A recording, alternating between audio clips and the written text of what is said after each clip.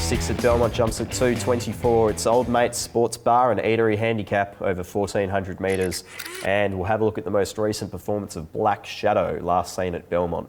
Apollo followed by Lickety Split, who's back in the centre. Just behind them, Buck Torio as they come down inside the 250. And here's Kakadu right down the outside from Black Shadow. Inside the 250, Apollo fighting on. On the inside, Perceive, Lickety Split. And then came on the outside, Kakadu. Perceive fights back strongly from Lickety Split and Apollo. Perceive's in front though for Parnham, and Perceive has won from Lickety Split, Apollo, Kakadu. Ticks a few boxes here and likewise had a few excuses there last start, Black Shadow. It just jumped okay, but couldn't really muster, so it ended up in a position 3 wide with a bit of cover.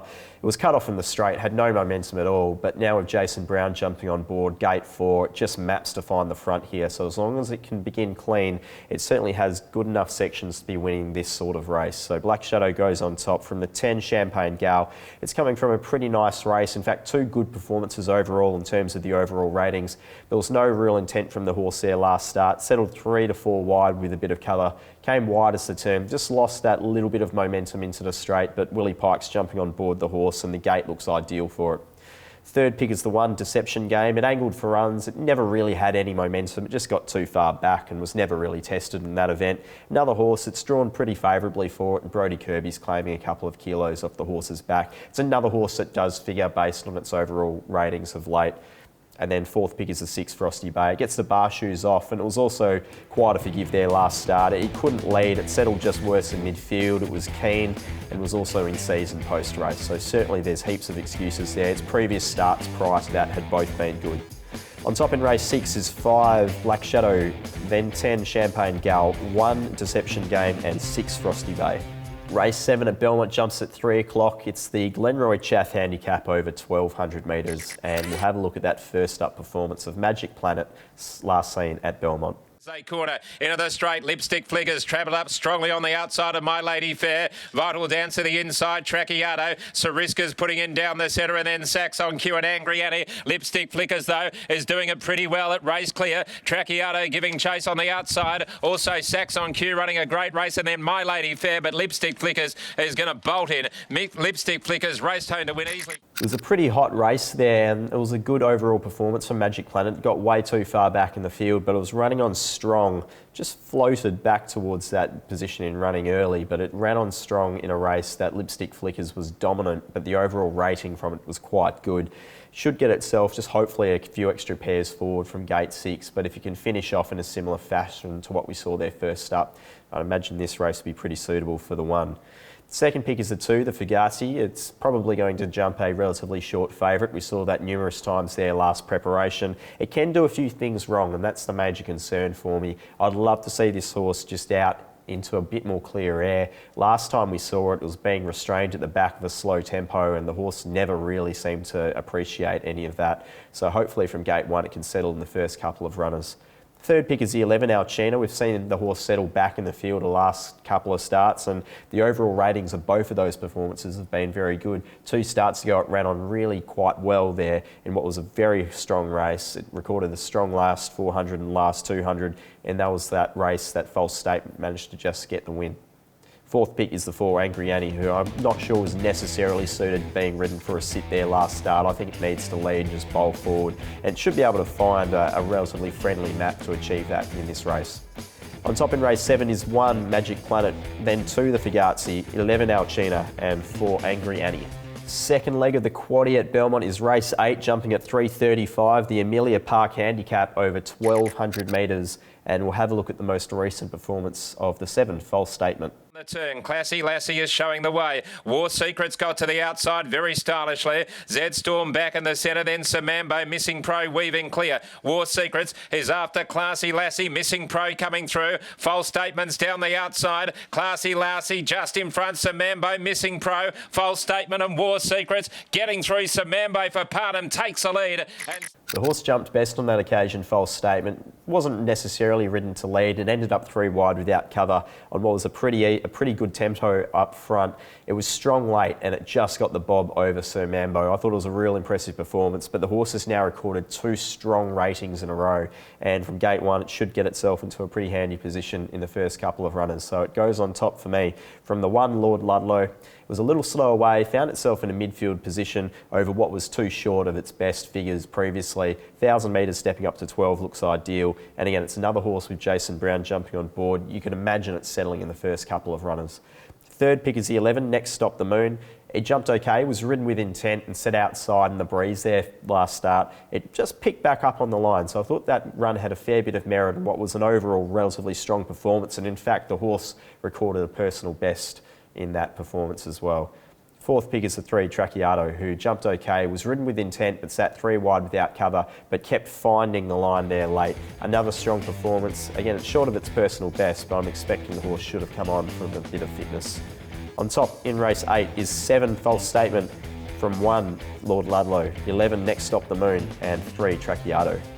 Race 9 at Belmont jumps at 4:10. It's the Penfolds handicap over 1,200 metres, and we'll have a look at the most recent performance of Lipstick Flickers, last seen at Belmont.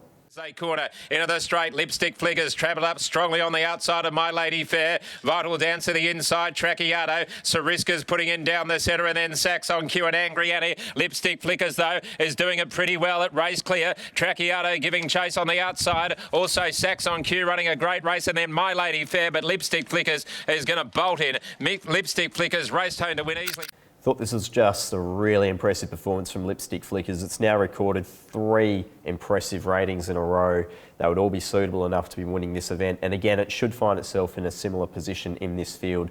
Last start, it was ridden with intent, sat outside the leader, but was just dominant late, just kicking from the turn and not looking back. And Shooter McGruddy obviously knows the horse well and has confidence in its ability to do the job from that sort of position in running. So it goes on top for me from the 6, Okina Curry. Jumped okay, was ridden to hold a position of cover, but really picked up well in the straight, and it was a hard day to make ground. It made it look easy. It won particularly well, recording a strong last 600 and last 400 on that occasion. Pike obviously knows the horse well, and he's elected to stick with it. Gate 2 looks pretty nice for the horse, settling in the first 4 or 5 runners. Third pick is the 2, Baron Bostock. It really didn't have any luck at all there last start. It held 1 out, 1 back, got stuck behind a tiring leading bunch, and really had no room at all in the straight. It never had the ability to build up momentum. We go back a previous start, it recorded a super strong figure on what was just a brutal tempo up front. Fourth pick is the 1, Out of Detention. On its best figures, this horse would be certainly thereabouts, and it's had 2 good trials to suggest its return in a reasonably good order. Last start or last trial, it was sitting 3rd in what was a strung out field and even the fast tempo, and it made some good ground late. So I think that should give it good grounding for this event. On top in race 9 is 5, Lipstick Flickers, from 6, Okina Curry, 2, Baron Bostock, and 1, Out of Detention. That brings us to the last. It's race 10, jumping at 4:45, the Tab Touch Bet Your Bet handicap over 1,000 metres.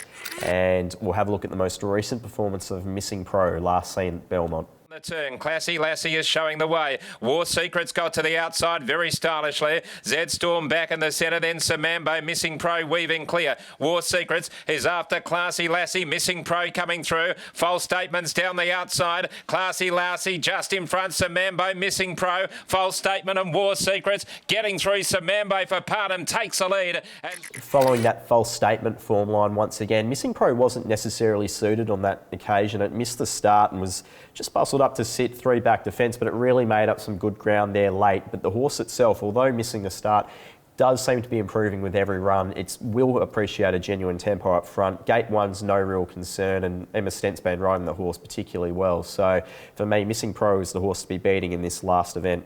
12 is my second pick in Stormy Aura. There was a little bit of specking for the horse at odds. It jumped well, was ridden to sit 1 out, 1 back, but just didn't seem to have any real momentum in the straight.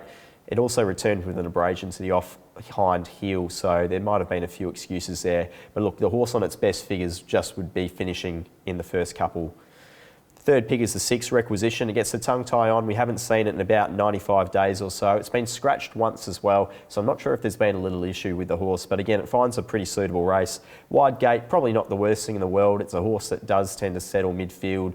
Can certainly race more forward as well if it begins well, but on its best ratings would be figuring in the finish as well.